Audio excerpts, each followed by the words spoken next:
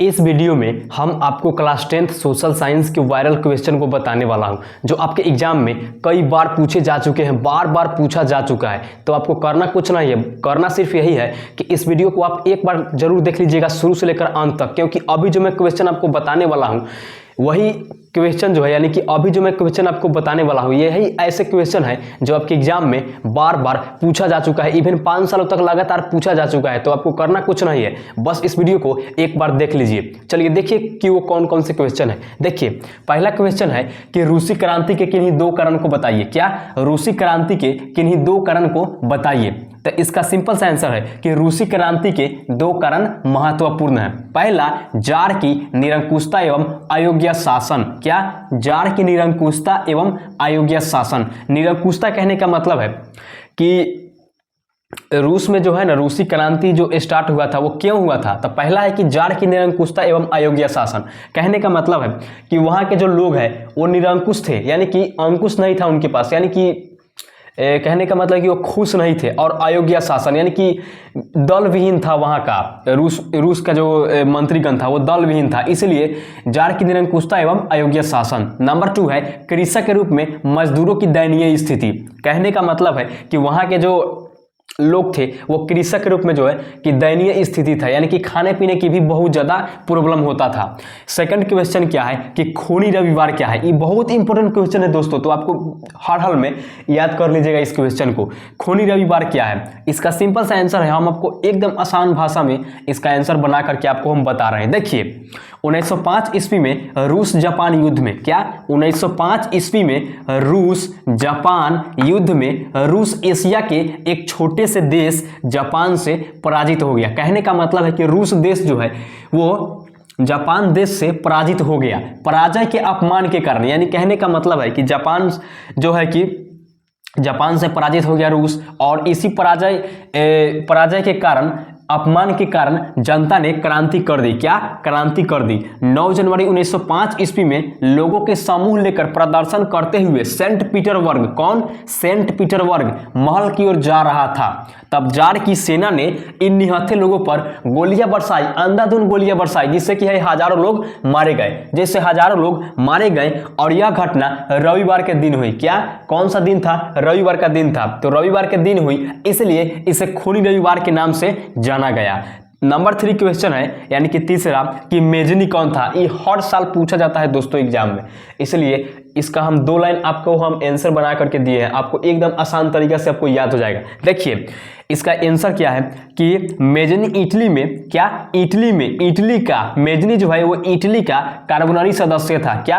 Carbonari सदस्य था। वह सेनापति होने के साथ साथ, क्या? वह सेनापति यानी कि आर्मी फोर्स होने के साथ साथ गणतांत्रिक विचारों का समर्थक साहित्यकार भी था। कितना सिंपल है, कितना इजी है।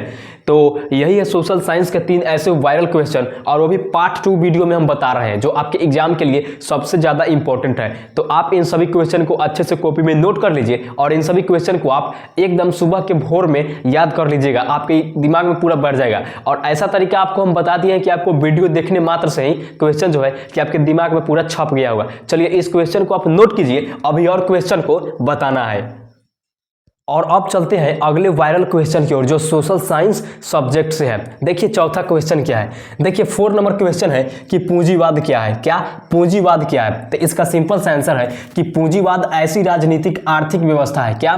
पूंजीवाद ऐसी पॉलिटिकल यानी राजनीतिक रिलीजन यानी कि आर्थिक व्यवस्था है जिसमें निजी संपत्ति यानी कि छोटा छोटा संपत्ति, छोटा छोटा धन, निजी संपत्ति तथा निजी लाभ की अवधारणा को मान्यता दी जाती है। यह सार्वजनिक क्षेत्र में, यानी कहने का मतलब है कि सभी क्षेत्रों में, सभी जगहों में, सार्वजनिक कहने का मतलब है कि सभी जगह, सभी क्षेत्र में विस्तार एवं आर्थिक गतिविधियों में सरकारी हस्तक्षेप का विरोध करती है, और इसे ही पूंजीवाद कहते हैं। क्या?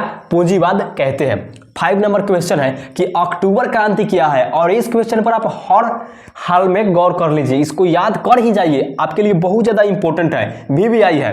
तो इसका सिंपल सा आंसर क्या है कि 7 नवंबर 1917 ईस्वी में, क्या? 7 नवंबर 1917 ईस्वी में बोल्शेविक ने पेट्रोग्राद के रेलवे स्टेशन, बैंक, डाकघर यानी कि पोस्ट ऑफिस टेलीफोन केंद्र, कचहरी तथा अन्य सरकारी भवनों पर अधिकार कर लिया। कौन कर लिया? बोल्शेविक ने। क्या? बोल्शेविक एक ब्रिटिशियन था, यानी कि अंग्रेज था। उसने पेट्रोग्राड के रेलवे स्टेशन, बैंक, डाकघर, टेलीफोन केंद्र, कचहरी तथा अन्य सरकारी भवनों पर जो है कि अधिकार कर लिया। और यह क्रांति अक्टूबर के महीनों में हुई। क्या? यह क्रांति जो है अक्टूबर क्रांति, वो अक्टूबर के महीनों में ही हुई और इसलिए इसे अक्टूबर क्रांति भी कहा गया या अक्टूबर क्रांति कहा जाता है। 6 नंबर क्वेश्चन क्या है कि सर्वहारा वर्ग किसे कहते हैं। और दोस्तों अभी जो मैं ये क्वेश्चन को बता रहा हूं, इस क्वेश्चन पर हर हाल में गौर कर लीजिए। सारे क्वेश्चन को आप हर हाल में याद कर लीजिए। ऐसा तरीका आपको बताया हूं कि देखने मात्र से ही सब कुछ आपके दिमाग में ढुक गया होगा, ढुक जाता है। देखिए इसका सिंपल सा आंसर क्या है कि समाज का वह लाचार वर्ग, कहने का मतलब है कि समाज में, सोसाइटी में वह लाचार व्यक्ति जो जिसमें गरीब किसान, पुअर फार्मर, कृषक मजदूर, फार्मर लेबर, सामान्य मजदूर यानी कि हम और आप जैसे लोग, श्रमिक एवं आम गरीब लोग शामिल हो, उसे सर्वहारा वर्ग कहते हैं। यानी कि सर्वहारा वर्ग कहने का मतलब समझ लीजिए कि गरीब व्यक्ति, लाचार व्यक्ति, कृषक मजदूर, गरीब किसान उसमें शामिल हो, उसे सर्वहारा वर्ग कहते हैं। इस वर्ग के लोगों के पास क्या?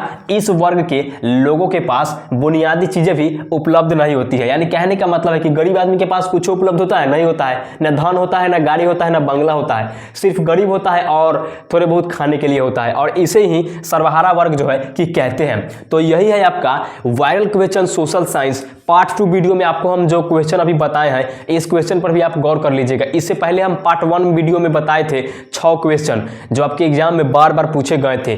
तो इस क्वेश्चन को भी आप अच्छे से नोट कर लीजिएगा और एकदम याद कर लीजिएगा। एकदम इजी वे में आपको बताया हूं। चलिए बस वीडियो में इतना ही, और पढ़ाई इतना ताबड़तोड़ मेहनत के साथ कीजिए क्योंकि अभी आपका जो है कि एग्जाम आने में सिर्फ 2-3 महीना रह गया है, और आप मेहनत इतना ताबड़तोड़ कर लीजिए कि आप टॉप कर जाइए। मेहनत करके पढ़ाई कीजिए, क्योंकि अभी जो मैं 2-3 महीने के अंदर जो क्वेश्चन को बताने वाला हूं, उन सभी क्वेश्चन को आप अच्छे से रिपीट कर लीजिएगा, रिवाइज कर लीजिएगा, क्योंकि हम जो क्वेश्चन बताते हैं वो 100% लड़ जाता है।